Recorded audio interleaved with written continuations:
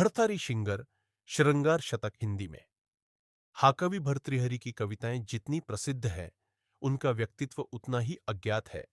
जनश्रुति के आधार पर वे महाराजा विक्रमादित्य के बड़े भ्राता थे। चीनी यात्री इत्सिंग ने भर्तृहरि नाम के लेखक की मृत्यु 654 ईस्वी में लिखी है। उन्होंने यह भी लिखा है कि भर्तृहरि सन्यास जीवन के आनंद तथा गृहस्थ जीवन के प्रमोद की रस्सियों से बने झूले में 7 बार झूलते रहे। पाश्चात्य अन्वेषक भी इत्सिंग के कथन व जनश्रुति के आधार पर ही भर्तृहरि को महाराजा विक्रमादित्य के बड़े भ्राता राजा भर्तृहरि को ही मानते हैं। श्रृंगार शतकम में कवि ने श्रृंगार का चटकीला चित्रण किया है। इस शतक में कवि ने स्त्रियों के हाव भाव, प्रकार, उनका आकर्षण व उनके शारीरिक सौष्ठव के बारे में विस्तार से चर्चा की है। वैसे तो उनके अनेक श्लोकों से मैं सहमत नहीं हूं और उनके बहुत से श्लोक अश्लीलता की श्रेणी में आ जाते हैं। फिर भी काम कामिनी के संबंध में उनका ज्ञान अभूतपूर्व है, जिसे मैं आपके सम्मुख प्रस्तुत कर रहा हूं।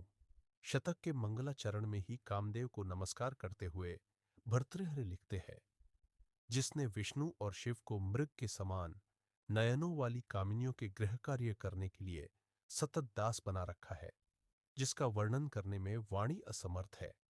ऐसे चरित्रों से विचित्र प्रतीत होने वाले उस भगवान पुष्पायुध कामदेव को नमस्कार है। एक, वे बताते हैं कि स्त्री किस प्रकार मनुष्य के संसार बंधन का कारण है। मंद मुस्कुराहट से, अंतकरण के विकार रूप भाव से, लज्जा से, आकस्मिक भय से, तिरछी दृष्टि द्वारा देखने से, बातचीत से, ईर्ष्या के कारण कलह से, लीला विलास से, इस प्रकार संपूर्ण भावों से स्त्रियां पुरुषों के संसार बंधन का कारण है। 2, स्त्रियों के अनेक आयुध हथियार भर्तृहरि ने बताए हैं। भौहों के उतार चढ़ाव आदि की चतुराई, अर्ध उन्मीलित नेत्रों द्वारा कटाक्ष, अत्यधिक स्निग्ध एवं मधुर वाणी, लज्जापूर्ण सुकोमल हास, विलास द्वारा मंद मंद गमन और स्थित होना, ये भाव स्त्रियों के आभूषण भी है और आयुध हथियार भी है। 3, भर्तृहरि कहते हैं, संसार में निम्न वस्तुओं की उत्पत्ति का कारण स्त्रियां ही है। इस संसार में नव यौवनावस्था के समय रसिकों को दर्शनीय वस्तुओं में उत्तम क्या है? मृगनयनी का प्रेम से प्रसन्न मुख। सूंघने योग्य वस्तुओं में क्या उत्तम है? उसके मुख का सुगंधित पवन। श्रवण योग्य वस्तुओं में उत्तम क्या है? स्त्रियों के मधुर वचन। स्वादिष्ट वस्तुओं में उत्तम क्या है?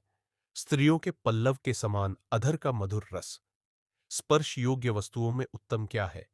उसका कुसुम सुकुमार कोमल शरीर। ध्यान करने योग्य उत्तम वस्तु क्या है? सदा विलासिनियों का यौवन विलास।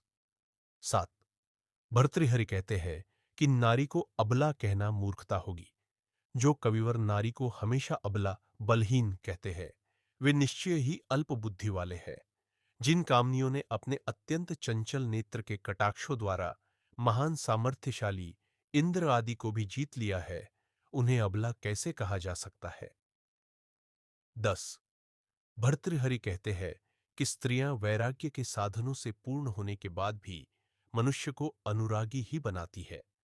हे सुंदरी, तुम्हारे केश संयमी सुगंधित तेलों द्वारा संवारे हुए अथवा यम नियम आदि में संलग्न होने के कारण संयमशील है। तुम्हारे नेत्र श्रुति कांड के अंतिम छोर तक पहुंचे हुए होने के कारण अत्यंत विशाल है अथवा वेद विचार में पारंगत है, वेद के मर्मज्ञ है। तुम्हारा अंतर्मुख स्वभावतः शुद्ध द्विज ब्राह्मण या दांतों के समूह से सुशोभित है। तुम्हारे दोनों स्तन रूपी खट जीवन मुक्तों अथवा मोतियों मोतियों की माला के सतत निवास स्थान है। हे कृशांगी, इस प्रकार वैराग्य के साधनों में पूर्ण अथवा प्रसन्न तुम्हारा शरीर हम लोगों को विरागी नहीं बनाता, अपितु अनुरागी ही बनाता है।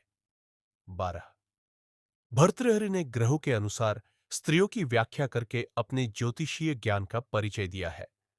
स्तनभार के कारण देवगुरु बृहस्पति के समान, कांतिमान होने के कारण सूर्य के समान, चंद्रमुखी होने के कारण चंद्रमा के समान और मंद मंद चलने वाली अथवा क्षणैश्चर स्वरूप चरणों से शोभित होने के कारण सुंदरियां ग्रह स्वरूप ही हुआ करती है। पाठकजनों, भर्तृहरि जी के इस श्लोक में मैंने अपनी ओर से कुछ जोड़ने की धृष्टता की है, जिसे भर्तृहरि जी ने छोड़ दिया है। लंबे शरीर, तेजस्वी नेत्रों व रक्तवर्णीय मुख वाली स्त्रियां, मंगल स्वरूप, सांवले रंग लेकिन तीखी भावभंगिमा वाली व तीव्र मेधा वाली स्त्रियां बुद्ध स्वरूप, गौर वर्ण व तीखे नाक नक्श वाली, अत्यंत रूपवती स्त्रियां जो दृष्टि मात्र से पुरुषों का मन हर लेती है, ऐसी स्त्रियों को शुक्र स्वरूप सुंदरी कहा जा सकता है। श्लेषालंकार का सुंदर प्रयोग भर्तृहरि ने इस श्लोक में किया है। हे आर्याय, ईर्ष्या द्वेष या पक्षपात को त्याग, कर्तव्य कर्म का विचार कर मर्यादा का ध्यान रखते हुए उत्तर दो कि तुम पर्वतों के नितंब अर्थात कटि प्रदेशों, गुहा, कंधरा आदि का आश्रय लेना चाहते हो या फिर कामवेग से मुस्काती विलासिनियों के कटि प्रदेश का सेवन करना चाहते हो। 18। भर्तृहरि इस श्लोक में समझाते हैं कि स्त्रियां रत्न स्वरूपा ही होती हैं। मुख चंद्रकांति के समान, केश इंद्रनील मणि के तुल्य और हाथ पद्मराग मणि के समान होने के कारण स्त्रियां रत्न स्वरूपा ही है। भाग्यशाली मनुष्य ही स्त्री सुख प्राप्त करते हैं, ऐसा भर्तृहरि का मानना है। कुछ भाग्यशाली पुरुष ही पुरुषायित सुरत के समय हृदय पर आरूढ़ होने वाली, सुरत वेग से बिखरे हुए केश वाली, लज्जा के कारण मीलित बंद नेत्र वाली तथापि उत्सुकतावश अर्ध खुली आंखों वाली, मैथुन श्रम से उत्पन्न स्वेद बिंदुओं से आर्द्र गंडस्थलों, कपोलों वाली वधुओं के अधर मधु का पान करते हैं।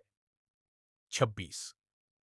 भर्तृहरि कहते हैं कि कामातुर मनुष्य अपना मान सम्मान सब कुछ खो देता है। मनुष्य का गौरव, विद्वता, कुलीनता और विवेक, सद्विचार आदि तभी तक बने रहते हैं जब तक अंगों में कामाग्नि प्रज्वलित नहीं होती। काम पीड़ित व्यक्ति अपना मान सम्मान सब कुछ खो देता है। 61। भर्तृहरि का निम्न श्लोक प्रसिद्ध उक्ति कामातुराणाम न भयं न लज्जा को सिद्ध करती प्रतीत होती है। भर्तृहरि ने संसार रूपी नदी को पार कर पाने में स्त्री को बाधा बताया है। ए संसार, तुम्हारा अंतिम छोर बहुत दूर नहीं है, समीप ही है। यदि मध्य में अशक्य महानदियों की भांति मदिरा से पूर्ण नयन वाली ये सुंदरियां न होती तो तुझे तर जाना कठिन न होता। 68। भर्तृहरि कहते हैं, पता नहीं स्त्रियों को प्रिया क्यों कहते हैं, जो स्मरण करने पर संताप को बढ़ाती है, दिखाई पड़ने पर काम को बढ़ाती है और उन्मत्त बना देती है तथा स्पर्श करने पर मोहित कर लेती है। ऐसी स्त्रियों को लोग पता नहीं प्रिया क्यों कहते हैं। 73। स्त्रियों की मानसिक ऊहापोह का विलक्षण वर्णन भर्तृहरि एक मनोवैज्ञानिक की भांति करते हुए कहते हैं। स्त्रियां वार्तालाप तो किसी से करती है, हाव भाव के साथ देखती किसी और को है और हृदय में किसी अन्य से ही मिलने के विषय में सोचती है।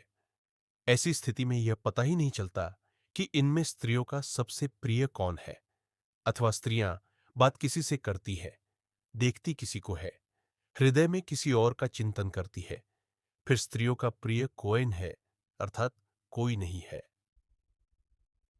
भर्तृहरि अपने मन से कहते हैं, हे मन रूपी यात्री, कुछ रूप पर्वतों के कारण दुर्गम कामिनी के शरीर रूपी वन की ओर मत जा, क्योंकि वहां कामदेव रूपी लुटेरा रहता है। भर्तृहरि कहते हैं कि जिस पुरुष के मन में स्त्री का देखकर विकार उत्पन्न नहीं होता, वे धन्य है। सुंदर, चंचल एवं विशाल नेत्रों वाली, यौवन के गर्व से अत्यंत पुष्ट स्तनों वाली, क्षीण, उदर के ऊपर मध्य भाग में त्रिवली लता से शोभायमान विलासिनियों की आकृति को देखकर भी जिसके मन में विकार उत्पन्न नहीं होते, वे ही पुरुष धन्य है। 90। इस श्लोक में भर्तृहरि ने स्त्रियों के संबंध में अति ही कर दी है। संशयों का भंवर, पाश, बंधन व स्त्री रूपी यंत्र किसने निर्मित किया है? 76। पाठक जनों, महाराज भर्तृहरि स्त्री द्वारा ठगे गए थे। फलस्वरूप उन्होंने स्त्री जाति के लिए चुन चुनकर कटु, कठोर व अयुक्त शब्दों का प्रयोग किया है। किसी एक स्त्री के दोषों को सारी स्त्री जाति पर लादना अनुचित है। महाराज भर्तृहरि लिखते हैं कि संसार में कामदेव ने सभी का गर्व चूर कर दिया है। इस संसार में मतवाले गजराज के गंडस्थों को विदीर्ण करने वाले शूरवीर विद्यमान हैं। क्रोध में भरे हुए अत्यंत प्रचंड सिंह का वध करने में चतुर और समर्थ वीर भी संसार में बहुत है। परंतु मैं बलवान के समक्ष दृढ़तापूर्वक कहता हूं कि कामदेव के गर्व को खंडित करने वाला संसार में कोई बिरला ही मनुष्य होगा। विट्टिहट। महावीर हनुमान, भीष्म पितामह आदि ऐसे बिरले मनुष्य थे। भर्तृहरि लिखते हैं कि कामदेव श्वान कुत्ते को भी पागल कर देते हैं।